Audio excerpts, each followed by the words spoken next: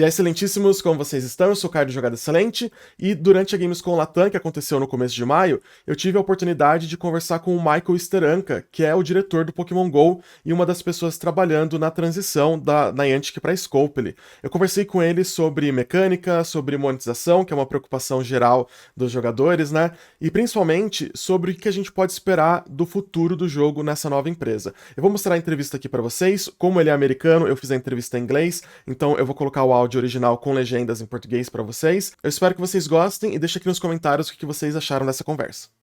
Hi guys, I'm here with Michael. Hi Michael, thank you for taking the time to talk to me and to my audience.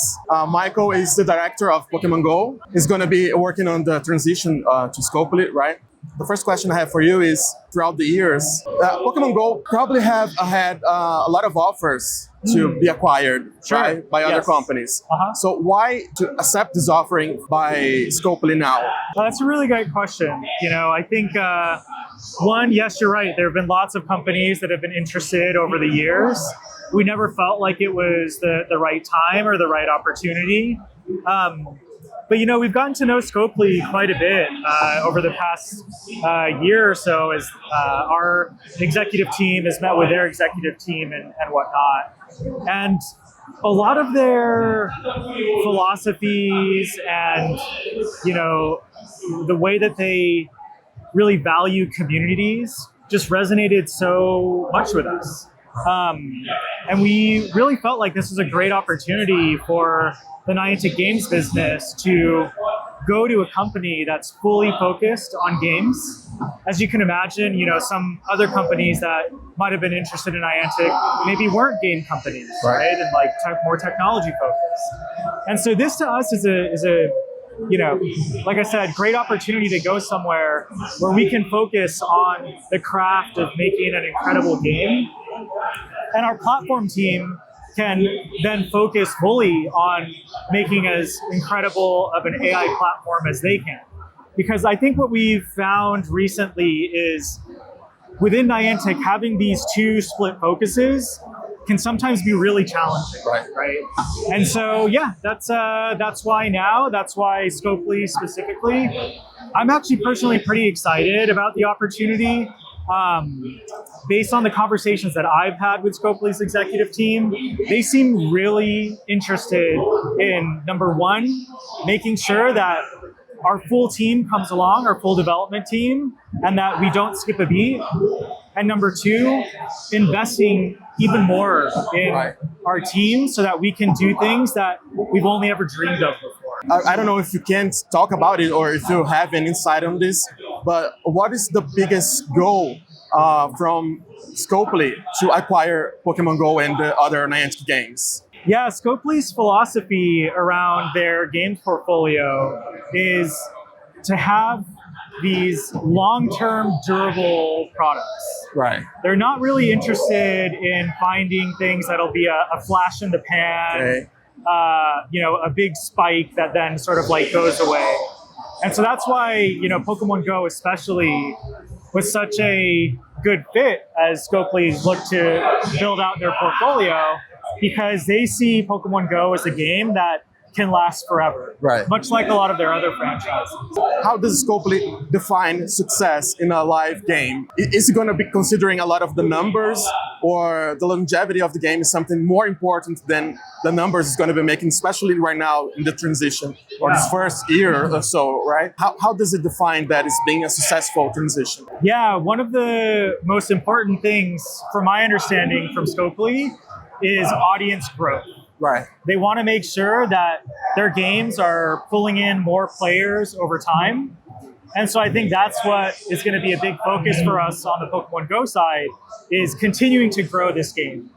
We already see millions of new players coming into the game on a monthly or yearly basis. And we want that snowball to get bigger and bigger and bigger. So yeah, audience growth, I think, is going to be one of the most important things for us.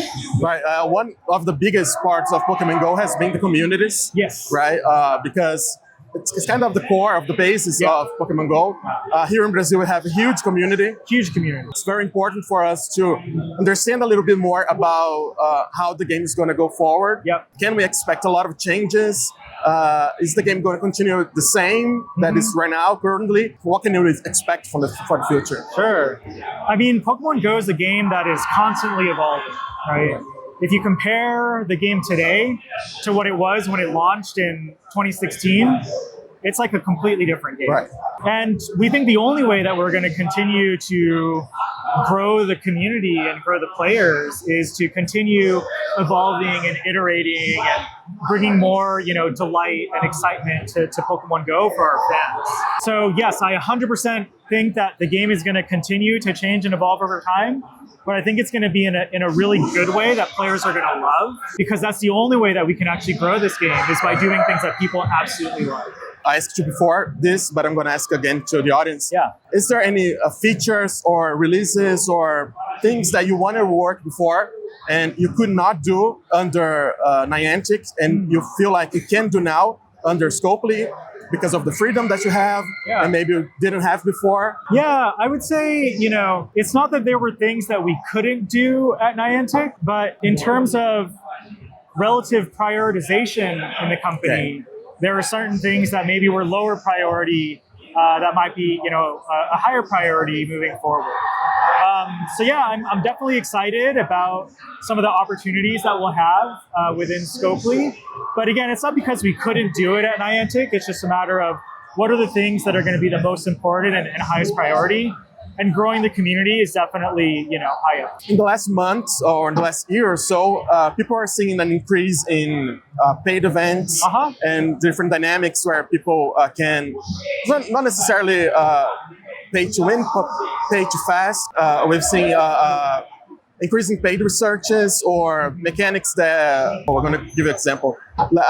Last month we had the release of King Gambit, and he requires for people to do like 15 raids to evolve him. Yeah. And it's kind of, we know that we can do that for free because you have the free raid passes, you have free incubators, you kind of have this kind of for free. Yeah. But it kind of demands a bit more if people want to do it fast, right? And people are wondering, and this is when I said I was going to talk to you, people are like, you have to ask him that because we kind of want to know. And if this is something that it's happening because of Niantic or because of the team that's working on Pokemon GO, and if that's going to keep happening under Scopely, or Scopely has a different thought of how to monetize the game. I think that's one of the biggest fears of people right now is monetization under Scopely, right? Yeah. You have said that you don't need to worry about like aggressive monetization with ads and kind of stuff. It's not something that we need to worry about. Yep. But even with events, inside events, right, with paid researches and this kind of stuff, what people can expect from the future of the game? Sure. Yeah. So actually, this is an area within Pokemon Go that I'm personally quite proud of, to be honest. Okay. If you look at Pokemon Go as a free-to-play game compared to almost any other free-to-play game in the market, our monetization is much less aggressive than anything else. I think the baseline experience that you can have in Pokemon Go is still truly free.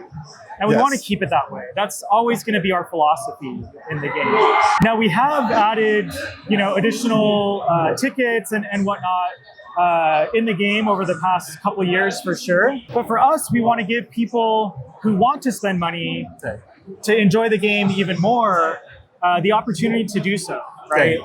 And that by no way should ever feel like a requirement to players.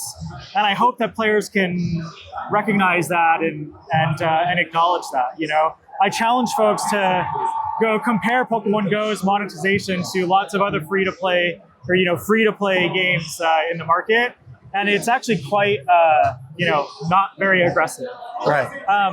And that's absolutely going to stay the same. Okay. We're not planning to get any more aggressive than we currently are, and we always want to make sure that the base level experience is free for players, no matter where you are in the world. Okay. When I said I was going to talk to you, I asked people if they want to send a message, if they want to ask something, and a lot of the messages I had was if there would be a way for people to reach out to Niantic to give feedback. And someone even said that it would be nice to have like a suggestion box inside Wayfarer or something like that. And of course, that through content creators, we can pass the feedback along. Yep. But is there any way that people, the communities, the single players, can send this feedback directly to Niantic or to Scopely now? Yeah, I mean, the best advice that I would give is, be vocal on social media. We're always checking for what players are saying on Twitter or Reddit or anywhere that you can post about Pokemon Go. I'd also recommend, if you're having challenges or issues in the game, reach out through our help center. We're always reading those messages and making sure that, we're listening as much as we can. And I, in particular, am unfortunately chronically online. So, if you post something online, the chances are I'm probably going to read it. In the last 6 months, we had 2 very big events here in Brazil, under Safari City Safari, here in São Paulo and in Santiago. Yep. They were very, very successful, right? Are there plans to keep the live events going, especially here in the Latam region, in more countries, in more places? Is that something that Niantic Scopely now is planning to do? Yeah, absolutely. Live events are the lifeblood of Pokemon Go. I think that's one of the things that really makes this game and this community just so unique and special. And we want to continue growing our live events, host them in more places around the world, make them even more bigger and exciting. We're not taking our foot off the gas on those for sure. Can you talk about any features that you're currently working on and we're going to see in the next months or so that you can talk about, or is that under complete secret? Yeah, nothing that I can announce today, but the only thing I'll say is we're definitely building some things in the game that I'm personally very excited about that will be launching later this year. Okay. And so stay tuned for more information on that. That's it. Thank you so much for taking the time to talk to me and to my audience. And thanks so much. Thank you.